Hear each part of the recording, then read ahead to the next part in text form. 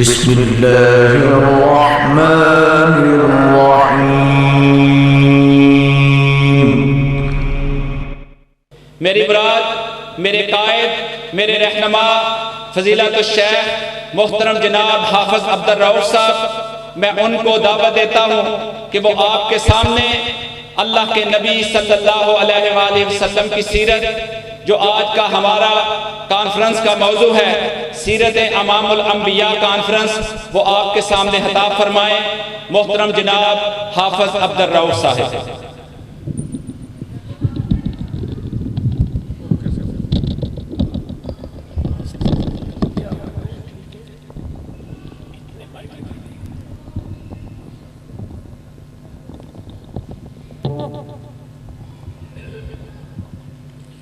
السلام علیکم ورحمۃ اللہ وبرکاتہ۔ ان الحمد للہ نحمده ونستعینه ونستغفره ونعوذ باللہ من شرور انفسنا ومن سیئات اعمالنا، من يهده اللہ فلا مضل له ومن يضلل فلا هادی له، اشہد ان لا الہ الا اللہ وحدہ لا شریک له وأشهد أن محمدًا عبده ورسوله صلى الله عليه وسلم۔ أما بعد فأعوذ بالله من الشيطان الرجيم، بسم الله الرحمن الرحيم۔ سبحان الذي أسرى بعبده ليلا من المسجد الحرام إلى المسجد الأقصى الذي باركنا حوله لنريه من آياتنا إنه هو السمیع البصیر۔ پروگرام کا نام ہے امام الانبیاء صلی اللہ علیہ وآلہ وسلم۔ تو علماء اکرام اپنے موضوعات بیان کریں گے، مجھے پاس جو چند منٹ ہیں، میں تو وہی چاہوں گا کہ اس بات کو طے کریں کہ آپ امام الانبیاء بنے کہاں تھے، آپ نے نبیوں کو امامت کرائی کہاں تھی، کس جگہ پہ سارے نبی اکٹھے تھے اور نبی صلی اللہ علیہ وسلم ان کے امام تھے۔ اور آج کا دلوں کو پھاڑ دینے والا، کلیجے شک ہو جاتے ہیں جس کے ساتھ منظر دیکھے نہیں جاتے، جو غزہ کی کیفیت ہے، جو فلسطین کے مسلمانوں کی کیفیت ہے، مگر واللہ جذبے ایسے ہیں، ایمان ایسا ہے، شہادت کی آرزو ایسی ہے کہ وہ بھی ایسی کسی نے نہیں دیکھی۔ جس طرح وہ ڈٹ گئے ہیں اللہ کے بندے، ایک مہینہ ہونے لگا، 7 تاریخ سے میرا خیال 5 تاریخ شروع ہونے والی، 2 دن کم، 3 دن کم، مہینہ ہو گیا ہے۔ اسرائیل نہیں، امریکہ، یورپ، دنیا ایک طرف ہے اور وہ تنہا ایک طرف ہے، مگر یہاں اللہ کی مدد ہے، وہاں اللہ کی بغاوت ہے۔ جو ٹینک کبھی سوچے نہیں جاتے تھے تباہ ہوں گے، اور جو ان کی ایلیٹ کلاس کی ٹریننگ ہے، ان کے تو بچے بھی ٹرین ہیں، ان کے تو بچے بھی گریجویشن نہیں کر سکتے، ان کے بچے ماسٹر نہیں کر سکتے جب تک وہ فوج کی ٹریننگ نہیں لے۔ اسرائیل میں کوئی فوج نہیں ہے، ہر آدمی فوجی ہے، ہر عورت، مرد، بچہ سب نے ٹریننگ لی ہے، اور آج اسلحہ بانٹا جا رہا ہے اسرائیل میں، اور تسلی دی جا رہی ہے کہ تم بچو گے، مگر تل ابیب کے ایئرپورٹ پہ جگہ میسر نہیں ہے۔ جو تل ابیب چھوڑ کے بھاگ رہے ہیں، جو یہودی باہر رو رہے ہیں، قسم سے وزیر خارجہ سے لے کے ڈیفنس منسٹر سے لے کے ان کے انٹیلیجنس چیف سے لے کے آرمی کے بڑے سے بڑے لوگ ہم نے روتے دیکھے۔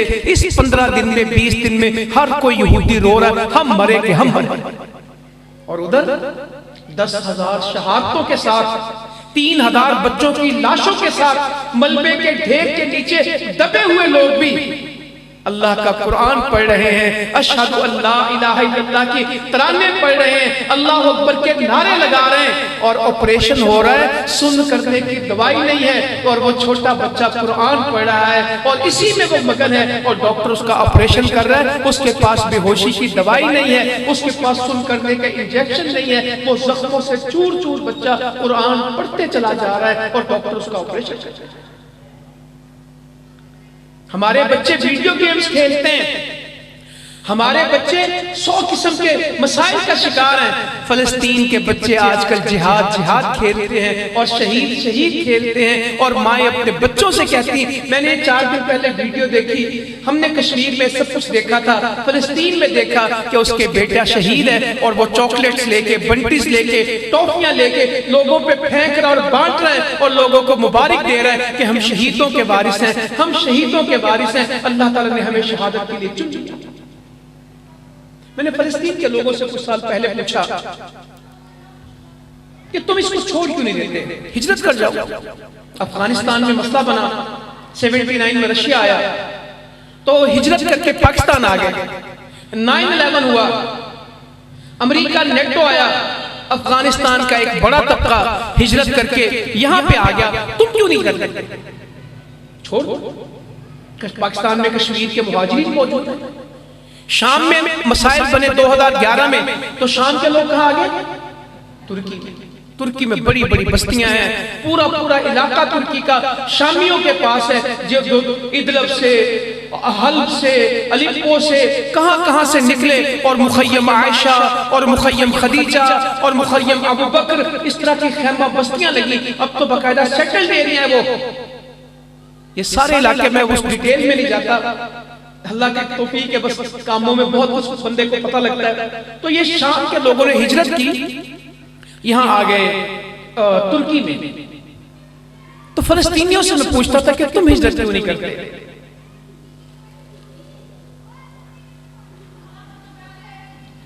کچھ وقت کی بات ہے تو کسی نے کہا ایسی سردی کی آمد تھی تو ایک پروجیکٹ آیا کہ فلسطین میں سکول کھولنے چاہیے، ان کے بچوں کی تعلیم کا بہت حرج ہو رہا ہے، ان کے ختم ہو گیا سارا سسٹم، سب کچھ ان کے لیے ختم ہو چکا ہے، تو فلسطین کے بچوں کے لیے کچھ سکول ایجوکیشن کو پروجیکٹ کرتے ہیں۔ تو جب ان سے بات چیت ہوئی کہ ہم آپ کے بچوں کے لیے کتابیں، کاپیاں، اسٹیشنری چیزیں خریدتے ہیں، آپ بچوں کو تعلیم دیں، تو جواب ایسے نومبر کا مہینہ تھا، یہ بات ہے 2016-17 اس سال کی سردیاں شروع کی نومبر کے دن، تو جواب آیا کہ کاپی، کاغذ، بستے کی بجائے کیا آپ ہمیں پولیتھین دے سکتے شاپ پر؟ کیا سمجھ گیا؟ آپ ہمیں پولیتھین دے سکتے ہیں؟ تو پوچھا کہ کاغذ، پینسل، بچوں کی تعلیم کا شاپ پر سے، لفافے سے، پولیتھین سے کیا تعلق ہے؟ کہنے لگے کہ سردی کی آمد ہے، ٹھنڈ بہت پڑتی ہے یہاں پہ، تو ہمارے گھروں میں کوئی کھڑکی دروازہ نہیں ہے، بمباری کے ساتھ ہم سب ملبے کے گھیروں میں رہتے ہیں، تو جو پیسے آپ تعلیم اور سکول پہ لگانا چاہتے ہیں آپ ہمیں دے دیں۔ ہم فلسطین کے لوگ دروازے تو نہیں بنا سکتے، کھڑکیاں تو نہیں خرید سکتے، ہم لفافوں کے ٹکڑے لگا کے سردی سے اپنے بچوں کو بچائیں۔ کسی نے کسی سے سوال کیا، کچھ باتیں میں کسی طرح بیان کروں گا، کچھ کسی طرح بیان کروں گا، اللہ تعالیٰ بہت بڑی فتح دے گا آپ کو انشاءاللہ، یہ میرا اللہ کا یقین ہے۔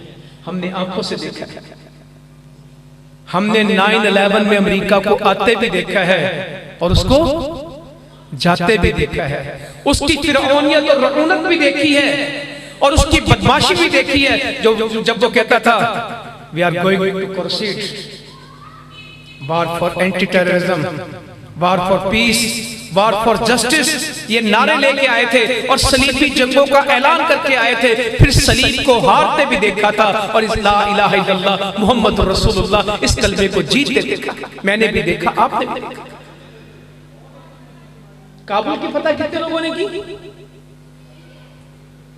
کابل میں جو پہلے لوگ داخل ہوئے محل کے اندر، آپ بھی یوٹیوب میں کر لیجئے گا، گوگل کر لیجئے گا، 22 لوگ تھے، 10 موٹر سائیکلیں پہ تھے، ہر موٹر سائیکل پہ 2 بندے نہیں تھے، کچھ پہ زیادہ تھے، 22 لوگوں نے کابل کا محل حاصل کیا۔ اشرف غنی سے 22 لوگوں نے محل لیا۔ عصر کے وقت وہ تقریر کر رہا تھا، ہم یہاں کھڑے ہیں اور جوتے چھوڑ کے بھاگا تھا۔ یہ کیفیت تھی ان کی، 22 لوگ کل تھے جنہوں نے کابل فتح کیا۔ اور کیا پڑھ رہے تھے صدارتی محل میں؟ پہلی دفعہ صوفے دیکھے چیزیں اور وہاں بیٹھے تھے اور ان کا قاری پڑھ رہا تھا اور کہہ رہے تھے اللہ اگر آج یہ مٹ گئے پھر تیری عبادت کون کرے گا؟ پھر اللہ نے فرمایا تھا انی معاکم، میں تمہارے ساتھ۔ فثبت الذین آمنوا سألقی فی قلوب الذین کفروا الرعب، پھر ہم نے کافروں کے دلوں میں رعب ڈال دیا، مسلمانوں کو پکا کر دیا۔ تو دعا ضرور کرنی ہے۔ میں جو میں نے شروع کیا تھا کہ ہے کیا فلسطین، مسجد اقصی سے ہمارا تعلق کیا ہے؟ تو میں نے فلسطین کے لوگوں سے کہا جہاں سے بات شروع ہوئی تھی کہ تم ہجرت کیوں نہیں کرتے؟ کہنے لگے ہم اپنے گھروں کے لیے نہیں بیٹھے، ہم تو اس مسجد اقصی کے لیے بیٹھے ہیں کہ یہاں اذان دیتے ہیں اور نماز پڑھتے ہیں، جمعہ پڑھتے ہیں۔ میں آپ سے ایک بات کرتا ہوں کہ 2 جمعے سے واقعی جمعہ نہیں ہوا مسجد اقصی میں، مجھے معلوم ہے۔ رمضان المبارک میں لاہور کی کوئی ایک مسجد مسجد اقصی کے برابر رشک نہیں رکھتی جتنے مسلمان کہاں پہنچتے ہیں؟ مسجد اقصی میں فلسطینی نماز پڑھتے ہیں۔ کہتے ہیں ہم صرف اس کی اذان کے لیے بیٹھے ہیں، نہ یہاں کیمپ ڈیوڈ بنے گا، نہ یہاں ایک سلیمانی رہے گا، ہمارا آخری بچہ بھی ہوگا تو یہ مسجد اقصی ہوگی، یہ گنبد صخرہ ہوگا، ہم یہاں سے جانے کے نہیں، اس کی ہماری زندگیوں میں اس کے میناروں سے اللہ اکبر، اشہد حی علی الصلاۃ، اللہ اکبر، ایسے ایمان والے۔ یہ تو آج کی بات ہے نا، جنگ 7 تاریخ سے شروع ہوئی، گزشتہ 30 سال سے ہم اس کو دیکھ رہے ہیں۔ اسرائیل کے پاس ٹینک ہیں اور فلسطینیوں کے پاس کیا ہیں؟ پتھر غلیلے ہیں۔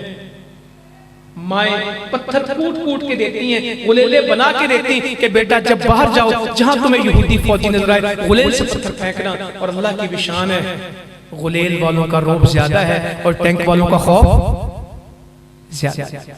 یہ تو بزدل قوم ہے، کیا کہیں۔ موسیٰ علیہ السلام نے کہا وہ اس گاؤں پہ قبضہ کر لیتے ہیں تو یہاں پہ رہ لیں گے، نکل تو آئے ہیں فرعون سے، آگے جگہ کوئی نہیں تو اس گاؤں پہ جاتے ہیں، کیا کہنے لگے؟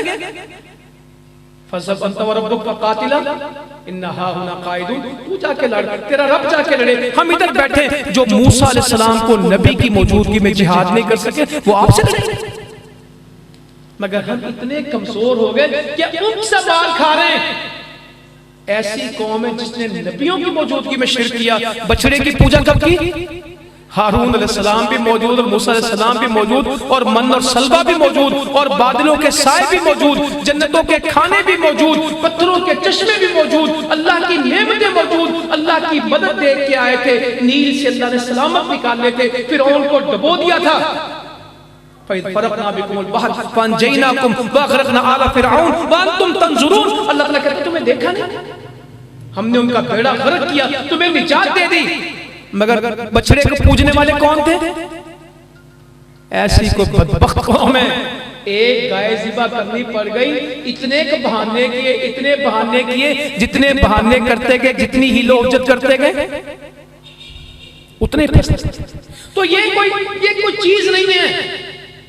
اللہ تعالیٰ نے تو آپ کو بڑے بڑے مارکوں کی توفیق دی ہے۔ بنو یہودیوں کا لوگ مجھے پوچھتے ہیں علاج کیا ہے، تو میں ان سے کہتا ہوں کہ کبھی خیبر کو پڑھیں۔ جنگیں اللہ کے نبی نے بہت کی صلی اللہ علیہ وسلم، زندگی جہاد کے ساتھ کی۔ اللہ تعالیٰ ہمیں بھی توفیق دے کہ ہم جہاد کے ساتھ ہوں، جہاد ہمارے رگ و پے میں ہو، جہاد ہمارا عقیدہ ایمان بنے، جہاد اسلام کی عظمت ہے۔ اللہ تعالیٰ ہمیں اس کی توفیق عطا فرمائے۔ یہ غلبہ اسلام کی راہ ہے۔ خندق میں جنگ ہوئی ہے کہ بندہ ہی نہیں مرا، ایک آدھ یہودی کوئی ہے، باقی کچھ لمبا چوڑا نہیں ملتا۔ خندق سے واپس آ گئے تو غسل کرنے لگے تو جبرائیل امین تشریف لائے کہ اللہ کے رسول صلی اللہ علیہ وسلم آپ نے کپڑے اتار دیے، ہتھیار اتار دیے آپ نے، ہم نے تو بھی ہتھیار پہنے، اور جبرائیل امین اپنی مٹی جھاڑے، اپنے سر میں سے گرد جھاڑے کہ فرشتوں نے ہتھیار پہنے۔ کہا کیوں؟ کہا بھی ادھر جانا ہے۔ کہا کدھر؟ کہا بنو قریظہ۔ بنو قریظہ پہنچے، محاصرہ کیا، سعد بن معاذ رضی اللہ عنہ زخمی حالت میں آئے، کہا ان کے بڑوں کو قتل کر دیا جائے، بالغوں کو، ان کی عورتوں بچوں کو غلام بنایا جائے، ان کے مال لے لیے جائیں۔ میرے نبی بڑے رحمت اللہ عالمین تھے، ایک چونٹی کی تکلیف برداشت نہیں تھی، ایک چڑیا کی تکلیف برداشت نہیں تھی، ایک اونٹ کے بلبلانے کے اوپر صحابی کو بلا لیا۔